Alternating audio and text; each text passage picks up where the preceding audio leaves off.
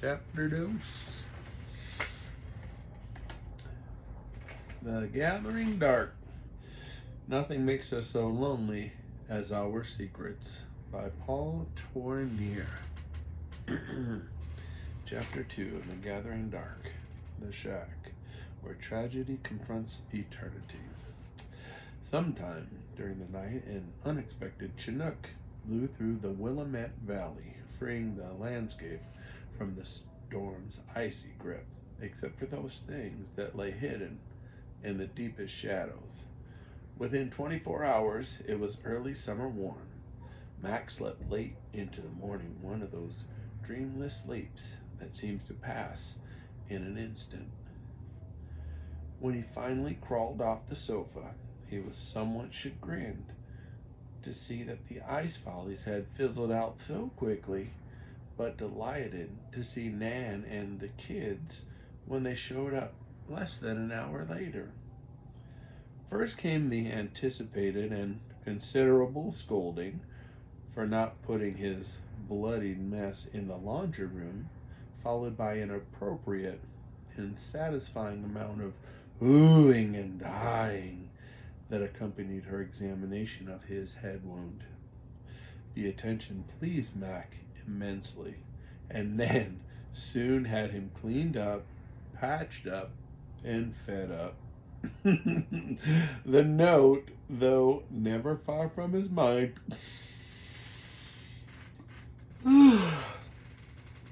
was not mentioned.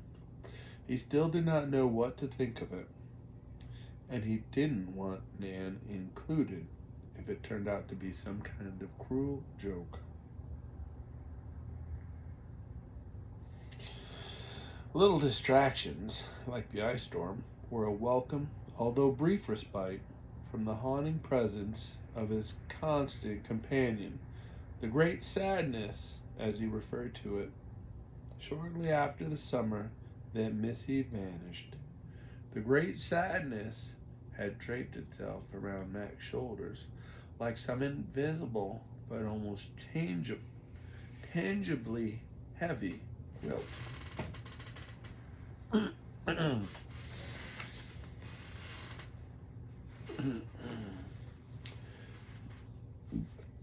Excuse me. The weight of its presence dulled his eyes and stooped his shoulders. Even his efforts to shake it off were exhausting, as if his arms were sewn into its bleak folds of despair, and he had somehow become part of it. He ate, worked, loved, dreamed, and played in this garment of heaviness, weighed down as if he were wearing a leaden bathrobe, trudging daily through the murky despondency that sucked the color out of everything. At times he could feel the great sadness slowly tightening around his chest and heart, like the crushing coils of a constrictor squeezing liquid from his eyes, until he thought there no longer remained a reservoir. Other times he would dream that his feet were stuck in cloying mud, as he caught brief glimpses of Missy running down the wooded path ahead of him, her red cotton summer dress gilded with wildflowers flashing among the trees. She was completely oblivious to the dark shadow tracking her from behind. Although he frantically tried to scream warnings to her, no sound emerged, and he was always too late and too impotent to save her. He would bolt upright in bed, sweat dripping from his tortured body, while waves of nausea, guilt, and regret rolled over him like some surreal tidal flood. The story of Missy's disappearance is, unfortunately, unlike others told too often. It all happened during Labor Day weekend, the summer's last hurrah before another year of school and autumn routines. Mac boldly decided to take the three younger children on a final camping trip to Wallowa Lake in northeastern Oregon. Nan was already booked at a continuing education class in Seattle, and the two older boys were back at college or counseling at a summer camp. But Mac was confident that he possessed the right combination of outdoorsmanship and mothering skills. After all, Nan had taught him well. The sense of adventure and camping fever gripped everyone, and the place became a whirlwind of activity. If they had done it Mac's way, they would have simply backed a moving van up to the house and shifted most of its contents for the long weekend. At one point in the confusion, Mac decided he needed a break and settle himself in his daddy chair after shooing off Judas, the family cat. He was about to turn on the tube when Missy came running in, holding her little plexiglass box. "Can I take my insect collection camping with us?" asked Missy. "You want to take your bugs along?" grunted Mac, not paying her too much mind. "Daddy, they're not bugs, they're insects. Look, I've got lots of them in here." Mac reluctantly turned his attention to his daughter, who, seeing him focus, started explaining the contents of her treasure box. "See, there are 2 grasshoppers, and see on that leaf, there's my caterpillar, and somewhere up there she is. Do you see my ladybug? And I have a fly in here somewhere too, and some ants." She inventoried her collection. As she inventoried her collection, Mac tried his best to show attention, nodding along. "So," Missy finished, "can I take them along?" "Sure you can, honey. Maybe we can let them loose into the wild when we're out there." No, she can't," came a voice from the kitchen. "Missy, you need to keep your collection at home, honey. Trust me, they're safer here." Nan stuck her head around the corner and lovingly frowned at Mac as he shrugged his shoulders. "I tried, honey," he whispered to Missy. "Grrr," growled Missy, but knowing the battle was lost, she picked up her box and left. But Thursday night, the van was overloaded and the pull-behind tent trailer hitched up with lights. And brakes tested. Early Friday, after one last lecture from Nan to her kids about safety, obedience, brushing teeth in the mornings, not picking up cats with white stripes down their backs, and all manner of other things, they headed out, Nan north up into Interstate 205 to Washington, and Mac and the 3 amigos east to Interstate 84. The plan was to return the following Tuesday night, just before the first day of school. The Columbia River Gorge is worth the trip by itself, with breathtaking panoramas overseen by river-carved mesas standing sleepy guard in the late summer warmth. September and October can offer some of Oregon's best weather. Indian summer often sets in around Labor Day and hangs on until Halloween, when it quickly turns cold, wet, and nasty. This year was no exception. Traffic and weather cooperated wonderfully, and the crew hardly noticed the time and miles passing by. The foursome stopped at Multnomah Falls to buy a coloring book and crayons for Missy and 2 inexpensive waterproof disposable cameras for Kate and Josh. A disposable never mind, Google it. They then decided to climb the short distance up the trail to the bridge facing the falls. There had once been a path which led around the main pool into a shallow cave behind the tumbling water, but unfortunately it had been blocked off by the park authorities because of erosion. Missy loved it here, and she begged her daddy to tell the legend of the beautiful Indian maid, the daughter of a chief of the Multnomah tribe.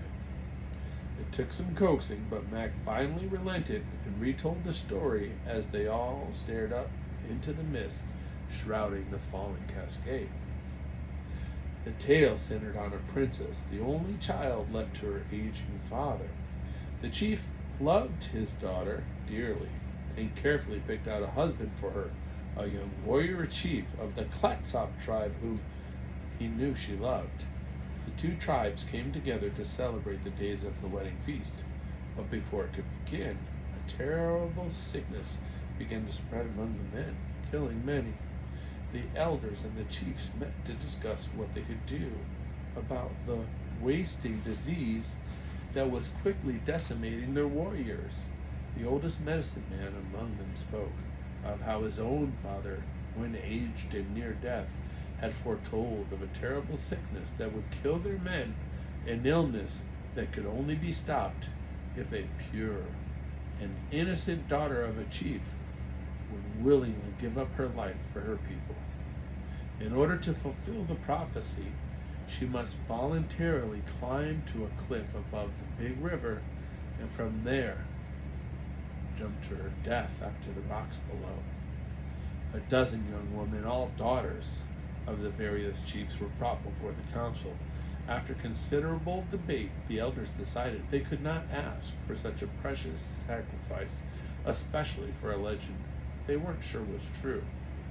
But the disease continued to spread unabated among the men, and eventually the young warrior chief, the husband-to-be, fell ill with the sickness. The princess who loved him knew in her heart that something had to be done, and after cooling his fever and kissing him softly on the forehead, she slipped away. It took her all night and the next day to reach the place spoken of in the legend, a towering cliff overlooking the big river and the lands beyond. After praying and giving herself to the Great Spirit, she fulfilled the prophecy by jumping without hesitation to her death on the rocks below. Back at the village the next morning, those who had been sick arose well and strong. There was great joy and celebration until the young warrior discovered that his beloved bride was missing. As the awareness of what had happened spread rapidly among the people, many began the journey to the place where they knew they would find her. As they silently gathered around her broken body at the base of the cliff, her grief-stricken father cried out to the Great Spirit, asking that her sacrifice would always be remembered. At that moment, water began to fall from the place where she had jumped, turning into a fine mist that fell at their feet slowly, forming a beautiful pool. Missy usually loved the telling almost as much as Mac did. It had all the elements of a true redemption story, not unlike the story of Jesus that she knew so well. It centered on a father who loved his only child and a sacrifice foretold by a prophet. Because of love, the child willingly gave up her life to save her betrothed and their tribes from certain death. But on this occasion, Missy didn't say a word when the story was finished. Instead, she immediately turned and headed for the van as if to say, "Okay, I'm done here. Let's get going." They made a quick stop for some brunch and a potty break at Hood River, and then got right back on the road, reaching LeGrand by early afternoon. Here they left I-84 and took the Wallowa Lake Highway, which would take them the final 72 miles to the town of Joseph. The lake and campground they were headed for was only a few miles beyond Joseph, and after finding their site, they all pitched in and had everything set up in short order. Perhaps not exactly the way Nan would have preferred, but functional nonetheless. The first meal was Philip's family tradition, flank steak, marinated in Uncle Joe's secret sauce. For dessert, they ate the brownies Nan had made the night before, topped with the vanilla ice cream they had packed away in dry ice. That evening, as he sat between the three laughing children watching one of nature's greatest shows, Mac's heart was suddenly penetrated by unexpected joy. A sunset of brilliant colors and patterns played off the few clouds that had waited in the wings to become central actors in this unique presentation. He was a rich man, he thought to himself, in all the ways that mattered. By the time supper was cleaned up night had fallen. The deer routine, day visitors, and sometimes a serious nuisance had gone wherever deer go to bed down. Their shift was picked up by the night troublemakers, raccoons, squirrels, and chipmunks that traveled in roving bands looking for any container left slightly open. The Phillips campers knew this from past experience. The first night they had ever spent in these campgrounds had cost them 4 dozen Rice Krispies treats and a box of chocolates and all their peanut butter cookies.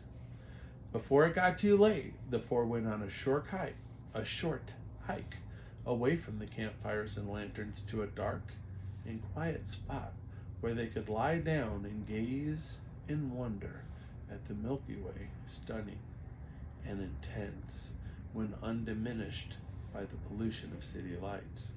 Mac could lie and gaze up into that vastness for hours. He felt so incredibly small, yet comfortable with himself. Of all the places, he sensed the presence of God. Out here, surrounded by nature and under the stars, was one of the most tangible. He could almost hear the song of worship they sang to their Creator, and in his reluctant heart, he joined in as best he could. Then it was back to the campsite, and after several trips to the facilities, Mac tucked the 3 in turn into the safety and security of their sleeping bags. He prayed briefly with Josh before moving across to where Kate and Missy lay waiting.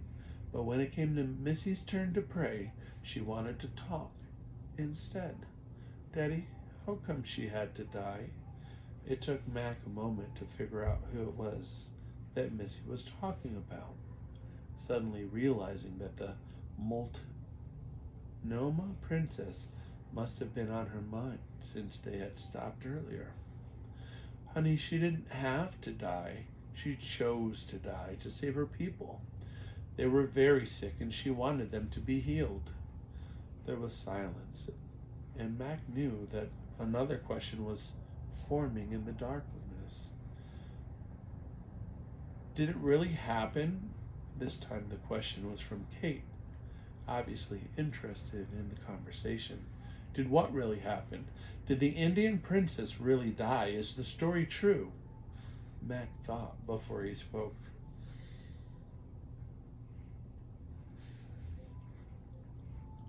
"I don't know, Kate. It's a legend, and sometimes legends are stories that teach a lesson."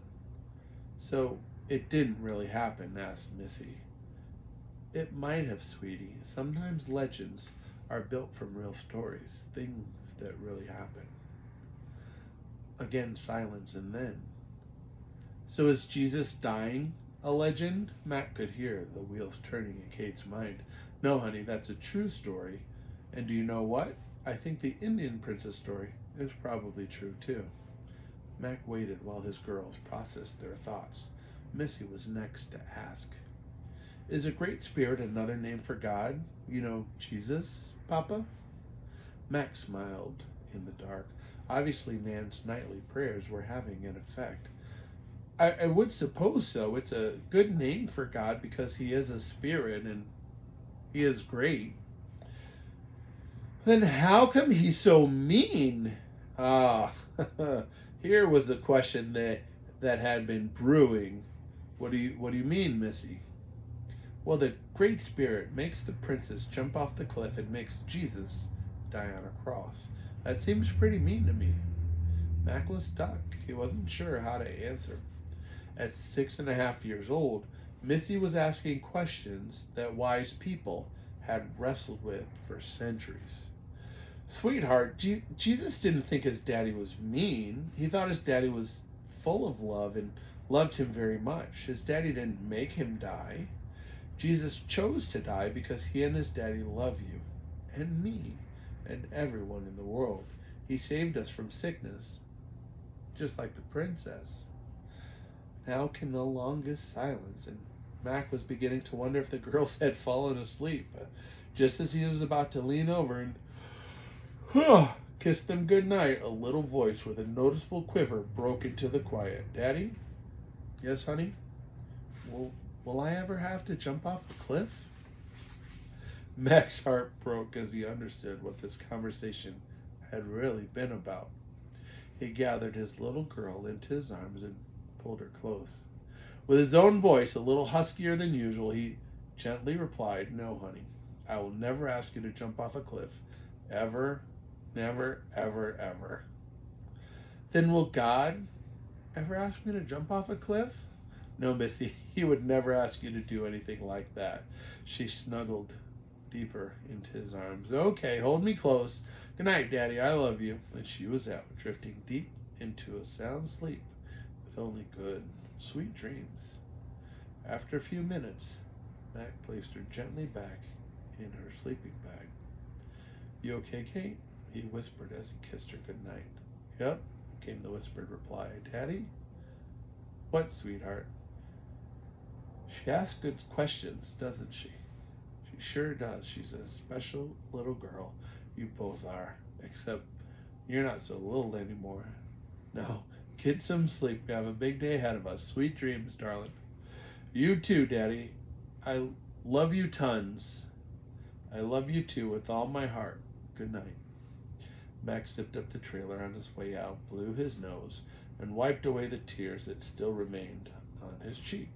He prayed a silent thanks to God and then went to brew some coffee. Chapter 3. The tipping point. The soul is healed by being with children. Fyodor Dostoevsky. The soul is healed by being with children. Fyodor Dostoevsky. Fyodor Dostoevsky. Wallowa Lake State Park in Oregon and its surrounding area has been well referred to as the Little Switzerland of America. Wild, rugged mountains rise to almost 10,000 feet, and in between them are hidden innumerable valleys full of streams, hiking trails, and high elevation meadows overflowing with sprays of wildflowers. Wallowa Lake is the gateway into the Eagle Cap Wilderness area and Hell's Canyon National Recreation Area, which sports the deepest gorge in North America. Carved out over centuries by the Snake River, it reaches a couple miles, top to bottom in places, and 10 miles at times from rim to rim. 75% of the recreation area is roadless, with more than 900 miles of hiking trails.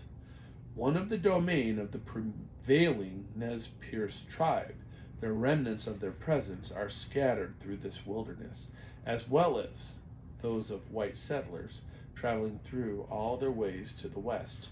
The nearby town of Joseph was named for a powerful tribal chief whose Indian name meant thunder rolling down the mountain. This area is home to an abundance of flora and wildlife, including elk, bear, deer, and mountain goat.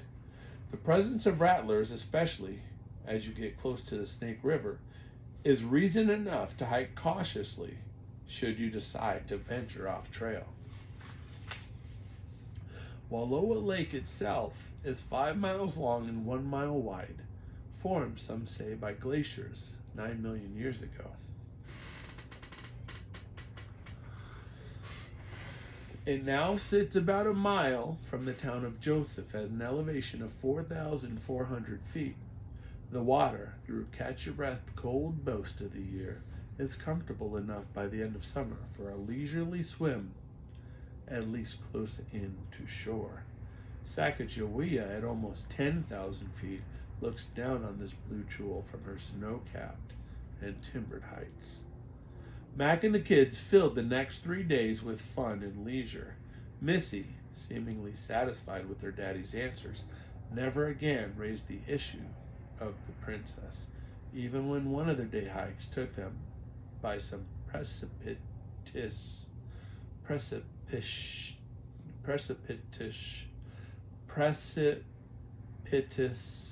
cliffs. Precipitous? They spent a few hours traveling the lake shore on paddle boats, tried their best to win a prize at miniature golf, and even went horseback trail riding. After a morning trip to the historic Wade Ranch that sits about halfway between Joseph and Enterprise, they spent the afternoon visiting the little shops in the town of Joseph itself. Back at the lake, Josh and Kate raced each other around the go-kart track. Josh came away the winner, but Kate was able to regain bragging rights later that afternoon when she landed 3 good-sized lake trout. Missy caught one with hook and worm, but neither Josh nor Matt could claim a single tug on their fancier lures. Sometime during the weekend, 2 other families seemed to magically weave themselves into the Phillips world.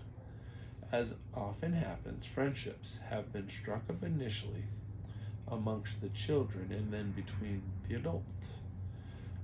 Josh had been especially keen on getting to know the Doucets, whose eldest, Amber, just happened to be a cute young lady about his age. Kate seriously enjoyed tormenting her older brother about the entire matter, and he would reward her taunting by stomping off to the tent trailer, all bluster and gripe. Amber had a sister, Emmy, who was only a year younger than Kate, and she and the two spent a lot of time together. Vicky and Emile Doucet had traveled from their home in Colorado.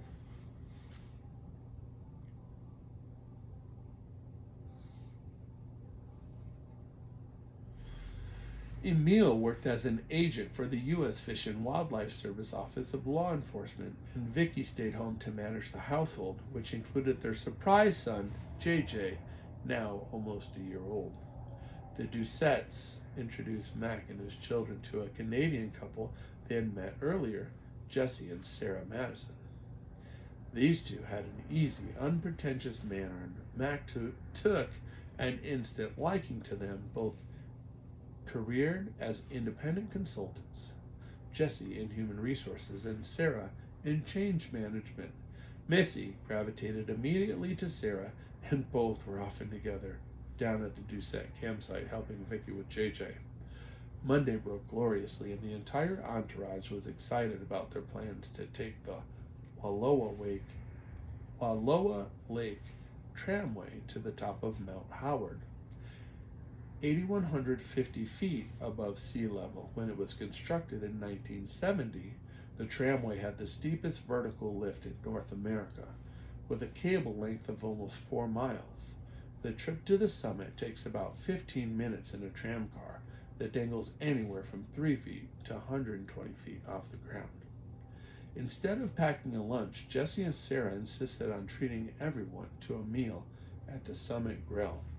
The plan was to eat as soon as they reached the top and then spend the rest of the day hiking to the 5 viewpoints and overlooks.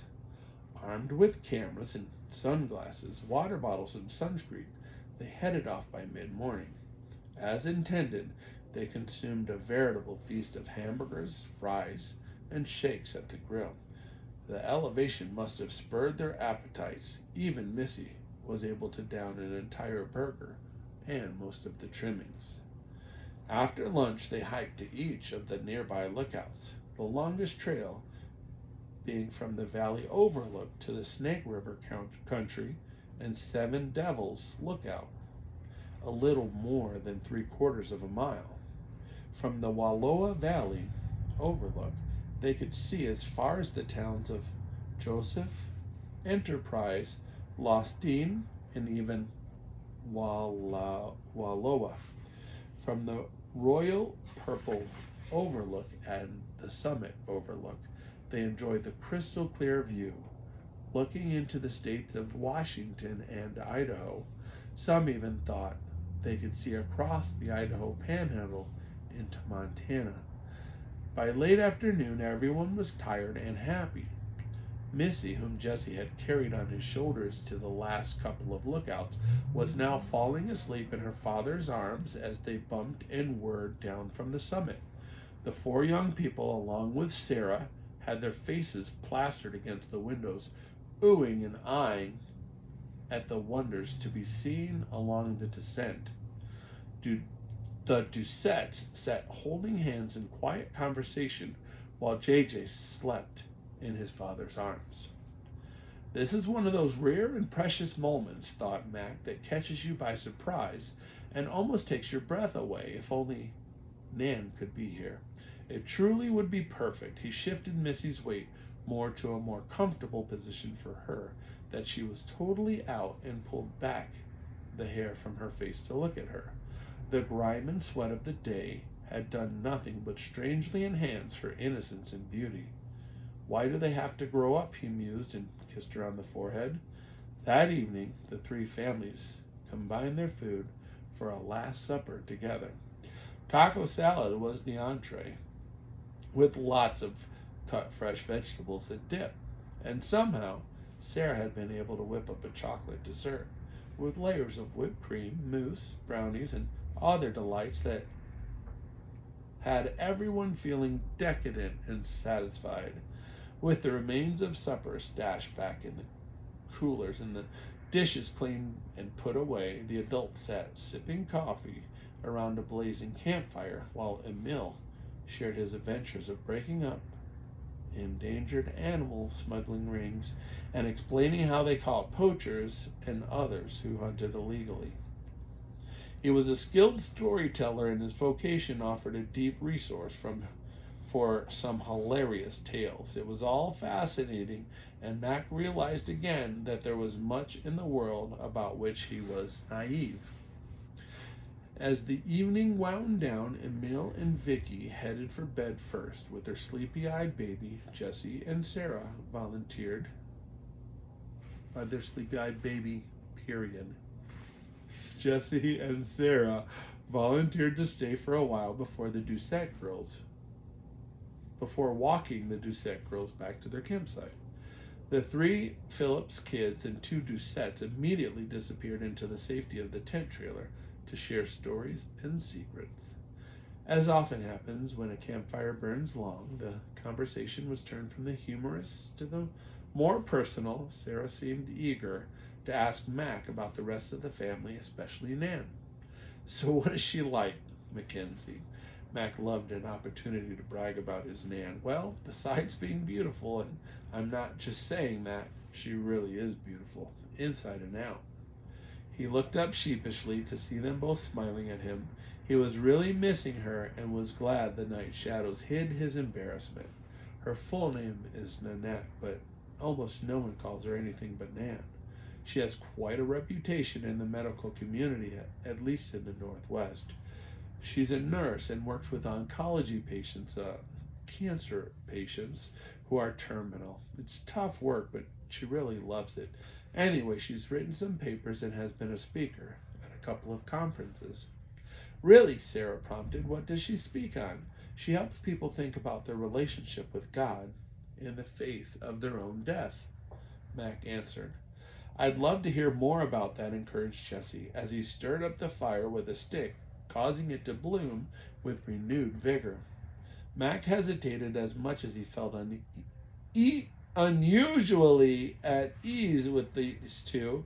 He really didn't know them, and the conversation had gotten a little deeper than he was comfortable with. He searched quickly for a short answer to Jessie's interest. Nan's a lot better at that than I am. I guess she thinks about God differently than most folks. She even calls him Papa because of the closeness of their relationship, if that makes sense.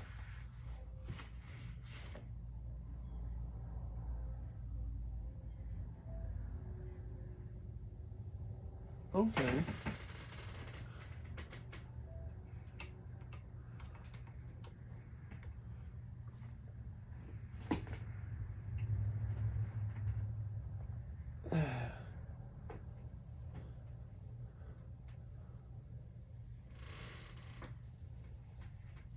Is that better? The speaker was beeping because the magnetic power charger was probably the rocking was disturbing it to start beeping a little bit. I'm not sure exactly. Anyway, skip it if you don't want to see it. I'm back to reading. As soon as I find my spot.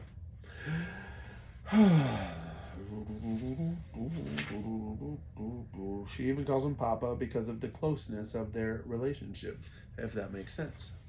Of course it does, exclaimed Sarah as Jessie nodded. Is that a family thing, referring to God as Papa? No, said Mac, laughing. The kids have picked it up some, but I'm not comfortable with it. It just seems a little too familiar for me anyway, and Nan has a wonderful father, and I think it's just easier for her. It had slipped out, and Mac had inwardly shuddered, hoping no one had noticed, but Jessie was looking right at him. Your dad wasn't too wonderful, he asked gently. Yeah, Mac paused. I guess you could say he was not too wonderful. He died when I was just a kid of natural causes. Mac laughed, but the sound was empty. He looked at the two. He drank himself to death. We're so sorry, Sarah said for both of them, and Mac could sense that she meant it. Well, he said, forcing another laugh. Life is hard sometimes, but I have a lot to be thankful for. An awkward silence followed as Mac wondered what it was about these two that had seemed to penetrate his defenses so easily. He was rescued seconds later by a flurry of children as they poured out of the trailer and into their midst. Much to Kate's glee, she and Emmy had caught Josh and Amber holding hands in the dark. And, now she wanted the whole world to know. By this time, Josh was so smitten that he was willing to put up with any harassment and took what she dished out in stride. He couldn't have wiped the silly grin off his face even if he had tried. Both Madisons hugged Mac and his children. Good night with Sarah. Giving him an especially tender squeeze before she left. Then, hand in hand with Amber and Emmy, they headed off into the darkness toward the Doucette site. Mac watched them until he could no longer hear their night whispers, and the swaying of the flashlight disappeared from sight. He smiled to himself and turned to herd his own brood in the direction of their sleeping bags. Prayers were said all around, and followed by good night kisses from Kate and low conversation with her older brother, who would occasionally burst out in a harsh whisper so everyone could hear. Cut it out, Kate Kerr. I mean it, you're such a brat. And eventually, silence. Mac packed up what he could by the light and the lanterns and soon decided to leave the rest till daylight. They weren't planning to leave until early afternoon anyway. He brewed his final nightly cup of coffee and sat sipping it in front of the fire that had burned itself down to a flickering mass of red-hot coals. It was so easy to get lost inside such a bed of glowing, undulating embers. He was alone, yet not alone. Wasn't that a line from the Bruce Cockburn song, Rumors of Glory? He wasn't sure, but if he remembered, he would look up when he got home. As he sat mesmerized by the fire and wrapped in its warmth, he prayed.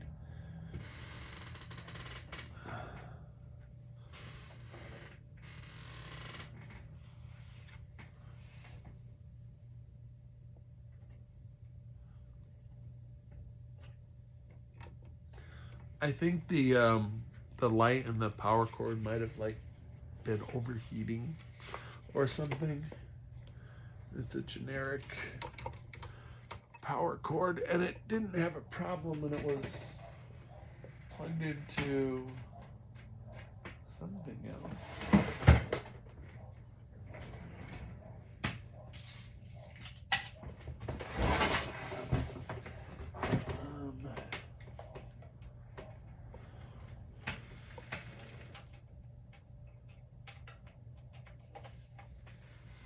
Oh yeah, it's just an old man. Oh, light bulb.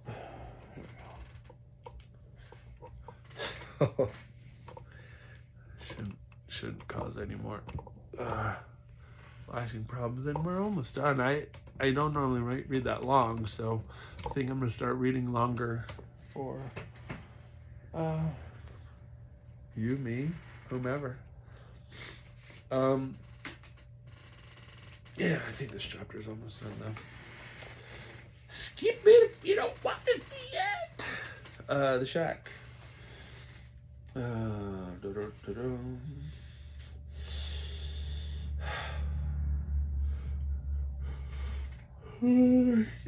Prayers were said all around, followed by a goodnight kiss. By goodnight kisses. Again.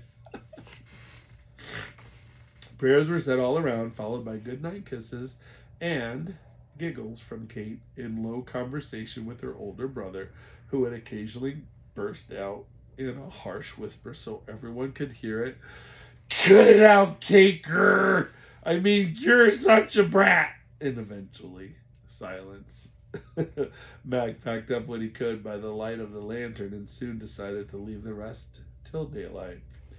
They weren't planning to leave until early afternoon anyway. He brewed his